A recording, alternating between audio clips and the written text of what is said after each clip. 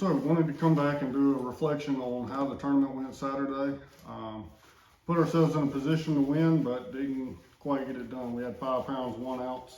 The winner had 6 pounds, 8 ounces, which I know sounds terrible, but with the conditions, a lot of people zeroed. There was not very many fish caught. It's 31 degrees that morning. The water was up, the water was muddy. Wind blew all day long, high of 58. Got better later in the day as far as the conditions, but we actually caught our fish early. He caught one almost right off the bat, my boater did, on a little grass flat. And I actually learned something from catching that fish. As a co-angler, you always want to learn as much as you can. He threw in with a chatterbait. Fish weren't real aggressive. Again, the water was cold, 52, 54 degree water temperatures. I think we found some water that was at 56 degrees, but for the most part, it was pretty cold. The fish weren't really aggressive, but he threw a chatterbait in and got the bite, didn't catch the fish, threw right in behind that and with a drop shot and caught him. So that's the lesson learned. I kind of knew that already, but it was a good reminder, and to actually see it executed was fun to watch. A lot of times when you're throwing a frog, you're throwing a chatterbait, spinnerbait, whatever, and you get a bite, sometimes they don't really get it all that good. Buzzbait, same deal. But you can throw that finesse bait, whether it's a wacky rig, Texas rig, for this example, a drop shot, Nico rig, whatever. A lot of times you can throw that finesse bait in behind there and catch that fish. So he caught that one almost right off the bat. We came up to this little grass flat on the point, and he caught that one. Kind of made a little loop. I caught one on a Texas rig, June bug lizard shortly thereafter. Circled back around to that grass flat, and he caught another one on the chatterbait. And right then we kind of thought we had him figured out. He had caught 2 in that same spot, so we thought, well, maybe that's the deal. Wind's blowing in on these points. Let's fish these points, see what we got. And didn't catch another fish the rest of the day, but that's kind of how it goes sometimes. I had 1 bite and didn't catch him. And honestly, had I caught that fish, we'd have won the tournament. But it is what it is. All you can ask is that you put yourself in a position to win. You're not going to win every tournament. So all you can ask is that you put yourself in a position to win. So just to clarify, that the way that our club works is it's a team deal for the money. So you're fishing for points as an individual, but you're fishing for the money as a team, and the teams are different for each tournament. So the points will obviously not be the same for every team. But anyway, one of the things I wanted to talk about was, as a co-angler, you kind of have to adjust based on what your boater's doing. He caught that one on a chatterbait, had another bite on a chatterbait, and like I said, caught him on a drop shot, but he pretty much kept that chatterbait in his hand the rest of the day. And on Ross Barnett, there's lots of grass, lots of vegetation, a lot of grass mats, and he was kind of on the bank, going straight down the bank with that chatterbait, and it wasn't really giving me a whole lot of room to throw that Texas rig like I wanted to. So kind of had to adjust, and I'll show you. I changed from the Texas rig, put it down, and picked up this punching rig. Tied this on, I guess about 10 o'clock. And I'll show you what it looks like. It's exactly like the Texas rig.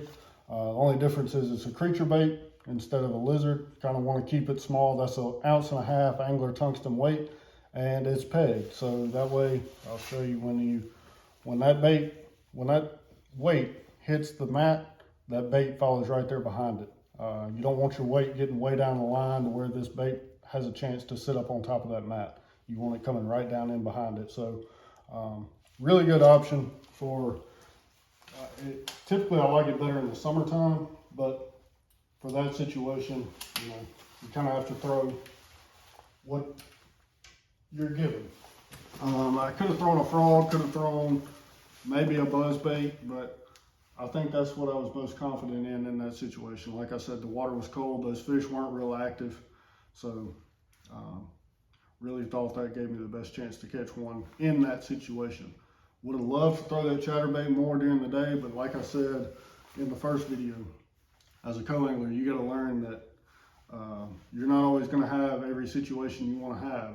It's up to your boater where you go and what you do.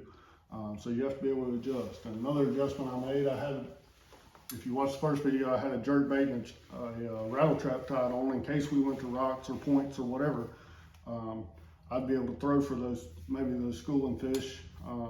But like I said, we were fishing grass flats on the points. So those rattle traps and the jerk bait kept coming back with grass on them. So I changed up, went to the swim bait. That is the Eclipse 1/2 ounce angler tungsten swim bait head. Absolutely love that bait. It caught a lot of fish on it. Unfortunately, did not catch one on it Saturday, but I was confident in it, and that's a big deal, you know. A lot of times, like I said, you're not going to be able to do exactly what you're most comfortable doing, which for me is chatterbait, Texas rig. Love having those two baits in my hand.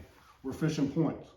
Okay, I can throw a Carolina rig out there, that's fine. I'm not necessarily most comfortable doing that. He's fishing fast, so we're kind of trolling around. I don't have a lot of time to work that Carolina rig the way I want to. So swim bait is the next best option. I have a lot of confidence in that. I've caught a lot of fish on it. And that's one thing you want to do is keep something in your hand that you were confident in, that you've gotten bites on. Go to ponds, go somewhere where you know you can get bites and get comfortable throwing a lot of different baits and a lot of different techniques. That's one thing that's really good to do. That way when you get in those situations, you're not throwing something that you've never caught a fish on in your life. So like I said, I caught my fish on the Texas rig and had 2 bites. Like I said, I know that's not great, but for the conditions this weekend, I was happy with it. I'll show you what the Texas rig looks like right here. So there it is. So that is the Angler Tungsten 5/16 ounce weight, vector hooks size 3, and the Zoom Magnum Jumbo Blizzards. And that's what I got my bites on, you know. So really had a lot of fun, really learned a good bit. One thing I can say is my boater was extremely confident that he was going to catch fish. You know, every spot we went, we're going to catch them here. We're going to catch them here. And that's one thing you want to do. Like I just said, you want to be really confident in what you're doing. That can take you a long way. If you've got something in your hands, you know, or you're in a spot, and as a co-angler, you're going to be in spots where you think, man, they're just not here. And I kind of felt that way. And I'll be honest, right after I had that thought, like, we need to go back to those mats, I caught one. And shortly thereafter, we circled around and caught another one on the point, and we kind of thought that was the deal. But it was a good learning experience. The rest of the season is going to be a good learning experience. It did help me get back used to being a co-angler. You know, last year I fished the media tour with my dad. It's a team deal. Both guys can fish out of the front of the boat. I got used to being able to cast wherever I wanted to. And so this was a good opportunity for me to get back used to being a co-angler, staying behind that console with my cast and getting ready for the BFL in 2 weeks. That's one thing, if you're going to do this as a co-angler, you really need to focus on is respecting your boater, respecting his space. He has put in the time, put in the money, put in the effort into pre-fishing, gas in the boat, all these things, and paid his entry fee, which is more expensive than yours. And all you've done is showed up with 6 rods and say, where we go. All right, so try to respect your boater, and a lot of times that's going to work out better for you anyway. I've only had one time where I really can say I got backboated, and I wasn't backboated at first. We were fishing rocks. He put the boat to where both of us could cast. I caught one before he did. As soon as I caught that fish, I was done the rest of the day. He was straight down the rocks, but that's just the way it is. You got to learn how to adjust to those situations. But like I said, a lot of times you respect your boater, they're going to be respectful to you. Because you're not fishing for the same fish he's fishing for, and he may not be fishing for the same fish you're fishing for. Again, he's only against the boaters, you're only against the co-anglers. So the competition is not between you and your boater. Keep that in mind as you do this. But I appreciate you watching. If you're interested in following along with me this season, again, I'm doing the Believers Bassman Club this year. We've got 10 tournaments. We just fished our first one, so we've got 9 more over the next 9 months. We got one a month. So, and then also I'll be fishing all of the BFLs. So that the next BFL, the first BFL is in 2 weeks, March 5th. Hopefully the water's warmed up a good bit by the end and those fish are moving up to spawn and the bite will be a lot better. But if you're interested in following along, I would really appreciate it if you would click that like button and subscribe down at the bottom of your screen. Thanks for watching.